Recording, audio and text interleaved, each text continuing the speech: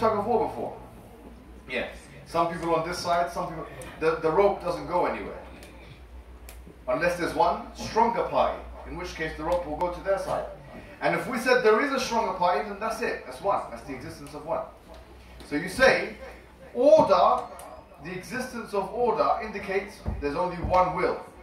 One ultimate will. Does that make sense?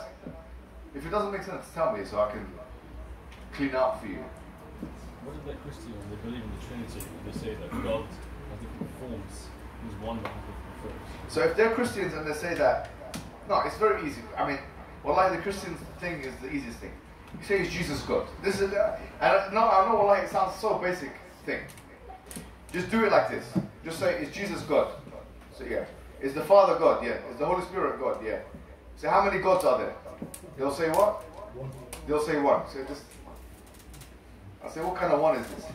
No, just do that, right? On a basic level, it makes no sense, and they know it. They know this on a basic level, yeah. What about like Hinduism? When they say that they believe in one God, but they have these. If you would say that, do you believe in one God? They'll say yes, we do. A lot of them wouldn't. A lot of them would. It depends on what kind of Hinduism they're following. All right. Some of them, if they're pantheist, they'll say God is everywhere, and which means that God is in me, is in you, is in the monkey, and is in the snake. Yeah. We say, look, we say if God is in me and is in you, is in the monkey and the snake, then if I kill the snake, does a part of God die? I mean, if God is in the universe and the universe had a beginning, does that mean part of God had a beginning? That's a way of dealing with that, right? But we'll move on because I will come back to it if anyone needs any additional help. We've talked about God, we've talked about the oneness of God. The next part is revelation. In terms of the Quran now, how would you guys go about proving that the Quran is truly from Allah? Now, so if someone said, okay, I believe in one God, no problem. And there's a lot of people in society, by the way, that believe in one God. You don't even need to do dawah for them for that. They say, but how do I know the Quran is actually from God? So what would be, my friend here, what would be your method of trying to get them to believe that?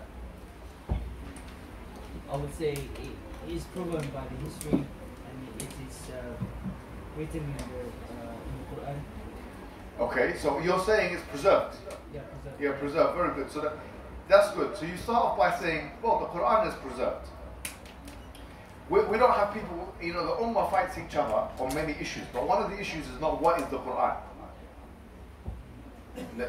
The Christians are fighting each other on the question of what is the Bible. Yes. So we don't have an issue, we don't have a controversy surrounding this matter of what is the Quran. Yeah. So there is a preservation of the Quran. If you get any manuscript from the time of Uthman or the Prophet's friend, Uthman, you'll see that it's the same manuscript as we have now. Whereas the manuscripts we have of the Bible are completely different. They don't admit this to you, by the way. A true academic Christian will say, yeah, it's true. It's not been preserved. Yeah. So we say, number one, the Quran has been preserved. Okay. Number two, the Quran doesn't have any contradictions. Yeah. And obviously, for you to make that claim, if they come back and try and present a supposed contradiction, you have to have some knowledge of the Quran. But the claim is at least that if this book was from other than God, there would be many contradictions. This claim is not even made in the Bible, by the way.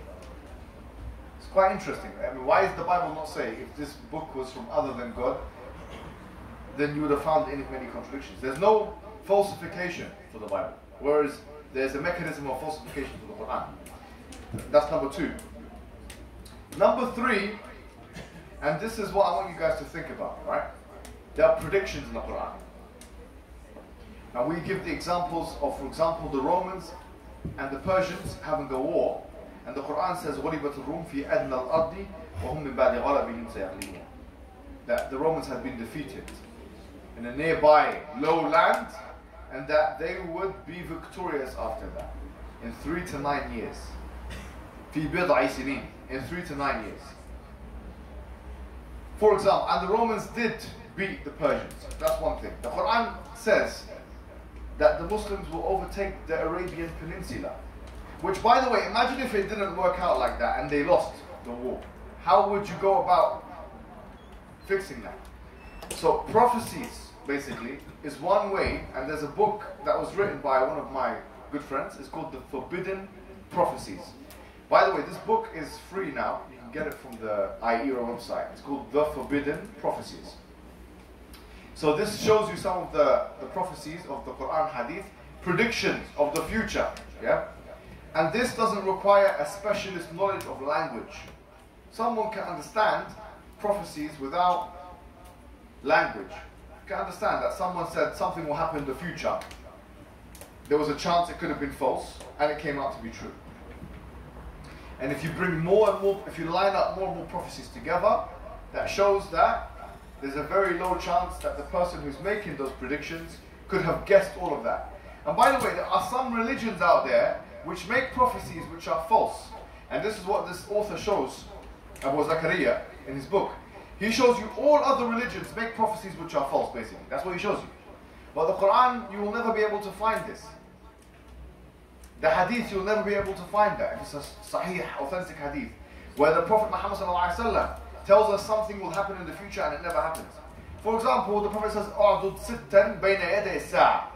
Count 6 things before the day of judgment. It says, "Mawti thumma fathu bayt al-maqdis." I will die, and then after that Jerusalem will be conquered. And that's exactly what happened. Umar ibn Khattab, and this is written in Western books, he opened up Jerusalem. Do you know what that means? It's very significant, alright? When you say that he opened up Jerusalem, he conquered Jerusalem without any fighting even. He went in without any fighting and he took over what you would call the crown jewel of the Roman Empire. The Roman Empire had been around for about 1,500 years before Islam. It's it's one of the world's most powerful empires in history. And one of their crown jewels was Jerusalem. And the Prophet Muhammad ﷺ predicted that Jerusalem will be overtaken by the Muslims. Not only that, but he said Constantinople, which is present-day Istanbul, will be overtaken by the Muslims. He said the Roman Empire will be taken over by the Muslims, which is exactly what happened. The Roman Empire was defeated by the Muslims. That's well known. 1452, and Ottomans went into Constantinople and so on. It's very well known history. The Persian Empire will be destroyed. This is what the Prophet is telling us. He's telling us Muslims will go to Yemen, they'll go to Egypt, they'll go to Syria, they'll go. How did he know?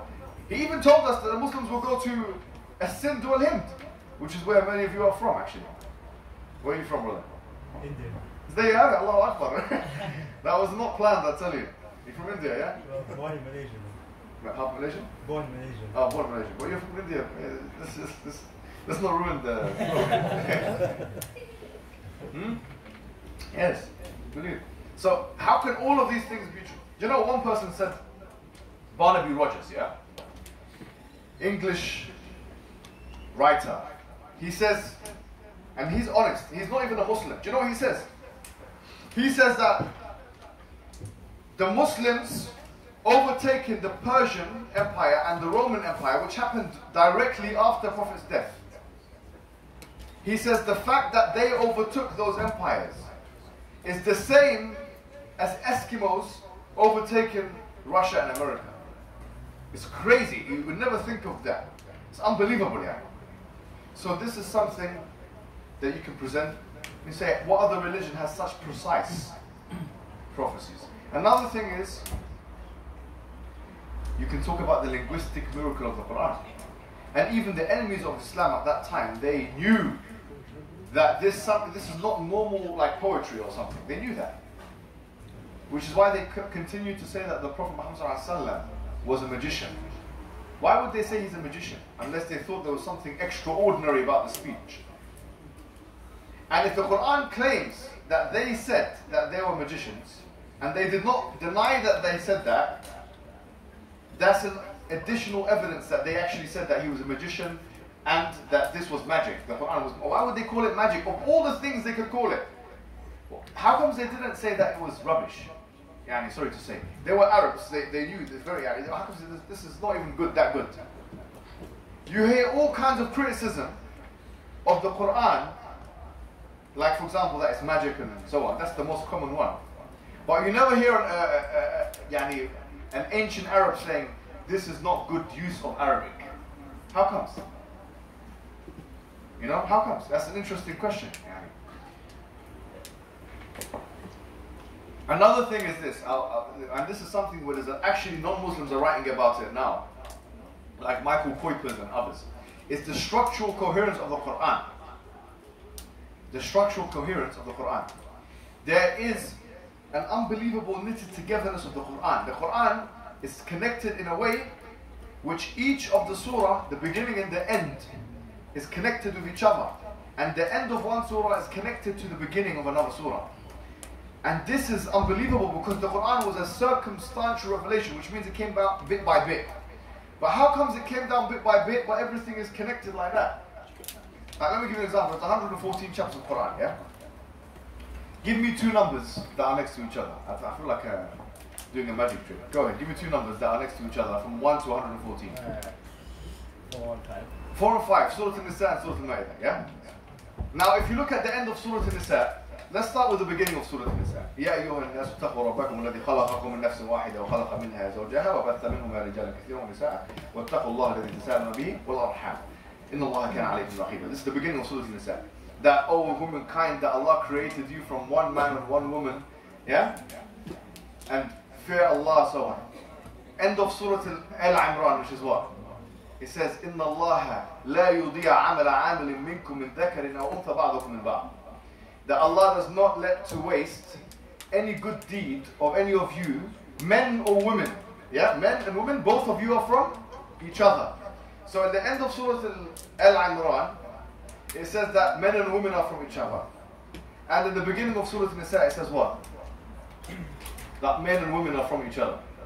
That Allah, He created one from the other. Yeah? So it's the same theme. In the beginning of Surah An-Nisa, Allah talks about the mirath, or the inheritance. يوصيكم الله في أولادكم للذكر مثل حظ الأنثيين فإن كن نساء فوق اثنتين فلهن ثلثا ما ترك. Beginning of Surah An-Nisa, verse 10 or 11 or something. End of Surah An-Nisa, He also talks about the inheritance. End of Surah An-Nisa, Allah subhanahu wa ta'ala talks about the covenant and how you have to be.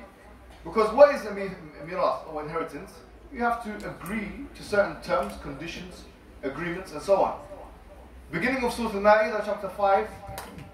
Ya ayyuha alladhina amanu awfu bil aqud. Make sure you you who believe, make sure you fulfill your agreements. So it continues like that, and the whole Quran is like this.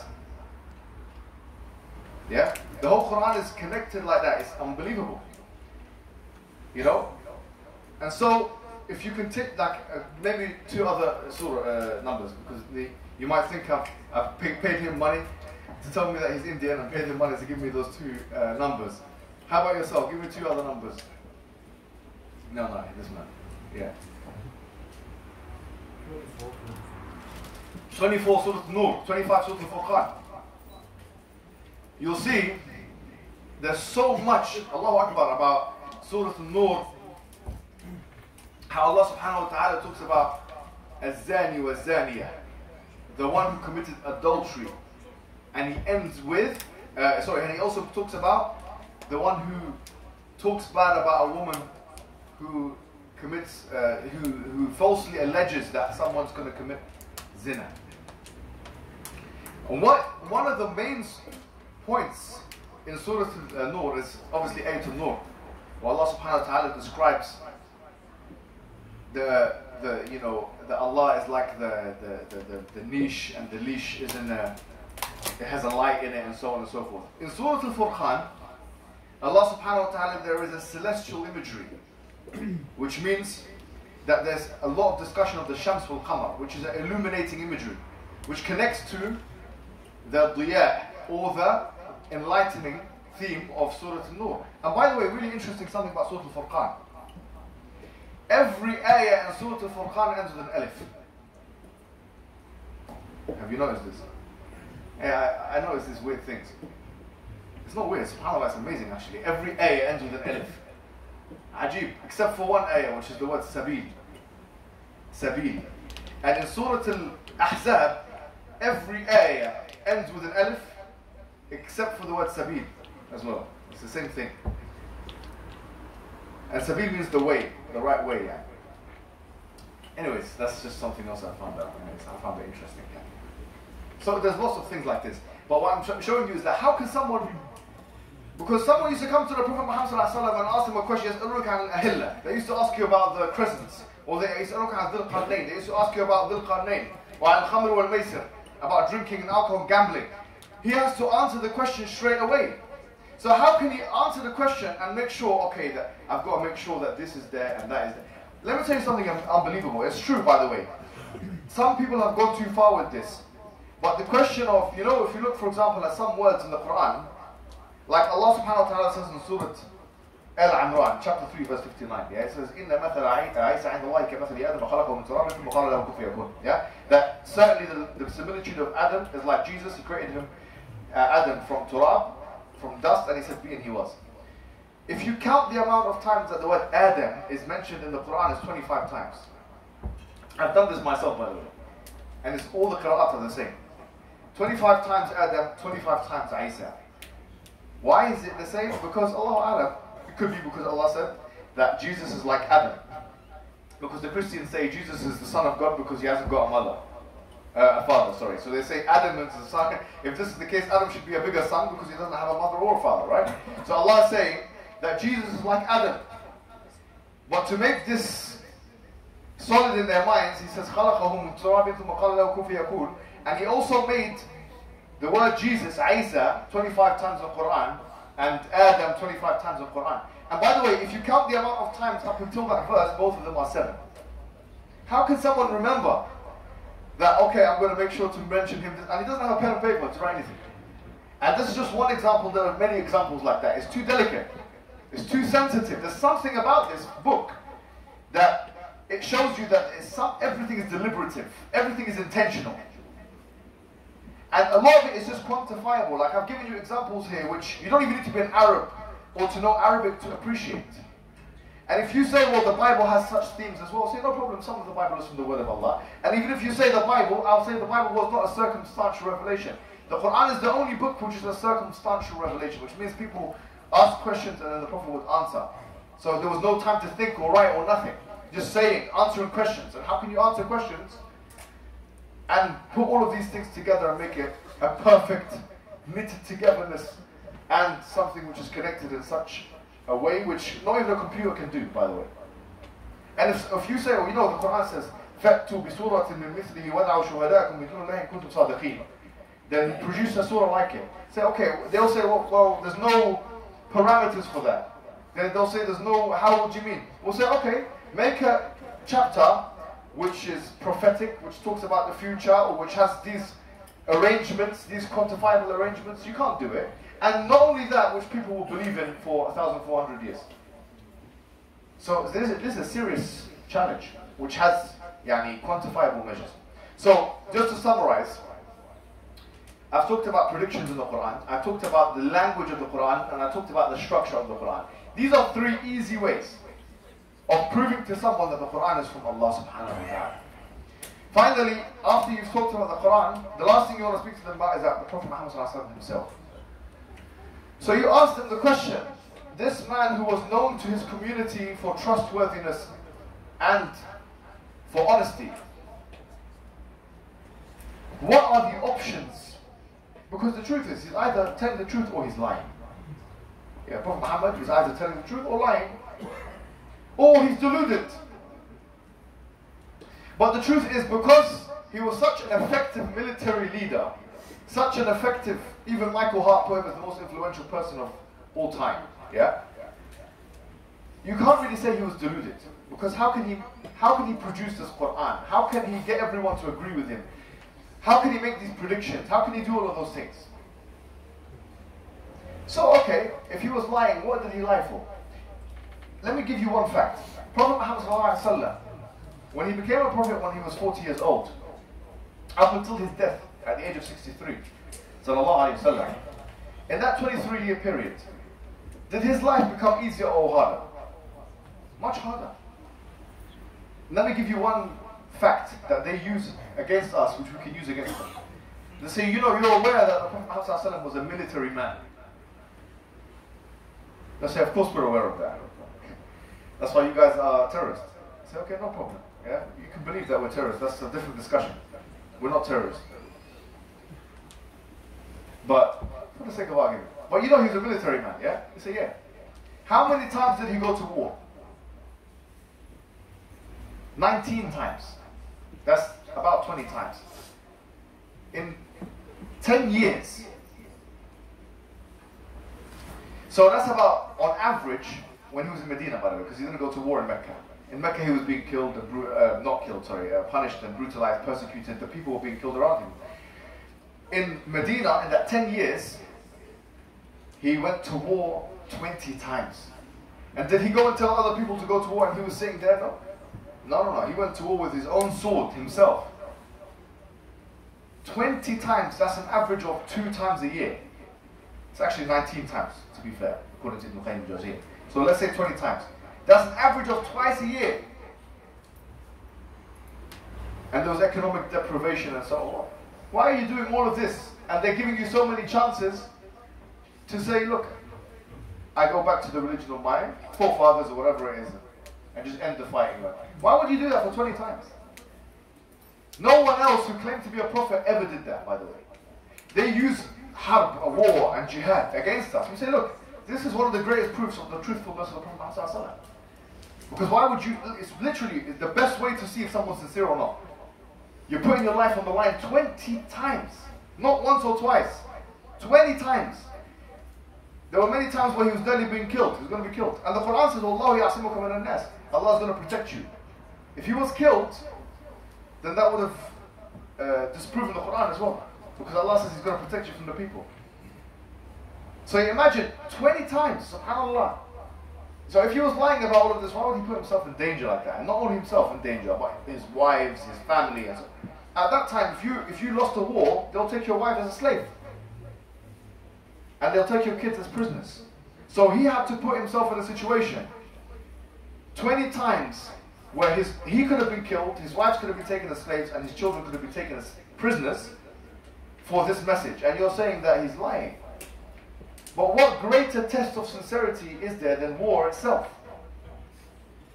You see. So, this concludes the Dawah. To summarize, you prove to them God exists. We've explained how. Yeah? The oneness of God, we've explained how. The revelation of God, we've explained how. But let's quickly summarize the revelation. What are the 3 things I mentioned? Yeah, what kind of miracles? Prophecies, what else? Yeah, predictions and prophecies are the same thing. Language and but the lack of contradictions, good. And the structure, and we also talk about preservation. Yeah? These are enough. There is more I could have spoken about, but I don't have the time. Yeah? But these are good, these are enough. Then if someone says, okay, how do we know that the Prophet ﷺ if he wasn't deluded? What would you say to them if they said that? The man with the mustache. Deluded, probably on stuff like his outstanding character, his integration, honest, gentle, all before the prophecy. Excellent. So he was known in the community, right? He had, and by the way, of all of the criticisms of Prophet Muhammad, no one says he was a bad character. Yeah? You won't find that. And by the way, there are lots of things in the hadith which are embarrassing to Rasulullah and their Sahaba in many ways. They are. And they're not hidden. Some of them are weak hadith, some of them are fabricated. But we don't find anything saying, oh, you are a bad character. No one says that. Okay, good. How do we know he wasn't lying? This is what the example I gave. Why would he put his life on the line? Once or twice? No, 20 times. With that, inshallah, you conclude the Gorab. The person may become Muslim, may not become Muslim, but you've done your job. At the end of the day, some people will be convinced of your arguments, but there's something blocking it. At the end of the day, there's something called the fitrah in Islam, which is that you're born believing in God, one God, and so on and so forth. Some people, when you just tell them to worship Allah, wallahi, they will convert just by that and tell them that, we believe in Prophet Muhammad and these are the things that he came with. And they don't even need to hear the stuff we just talked about. It's like water for them. They'll just drink it all up, right? But other people find it very difficult. So we're just there to reawaken their fitrah. There's rational ways of doing it, experiential ways of doing that. We can speak to them, you have to be gentle with them, and khuluq is very important to be nice. You can't be shouting at them. By the way, what we do in Speaker's Corner, that's a special context. We don't do dawah like that to the people in the streets. We speak to them with much more different tone. Speaker's corner, they come and they want to fight. They want to protect, whatever. So that's a different context. That concludes, inshallah, our go wrap. We're going to pray Asha and then will we have question and answer afterwards? No, I think we'll finish there. We'll finish there, inshallah. We'll have some food. Maybe when we're having food, then maybe we can ask some questions or something. Yeah? You on the mic, yeah? Alright, Jazakumullah khair.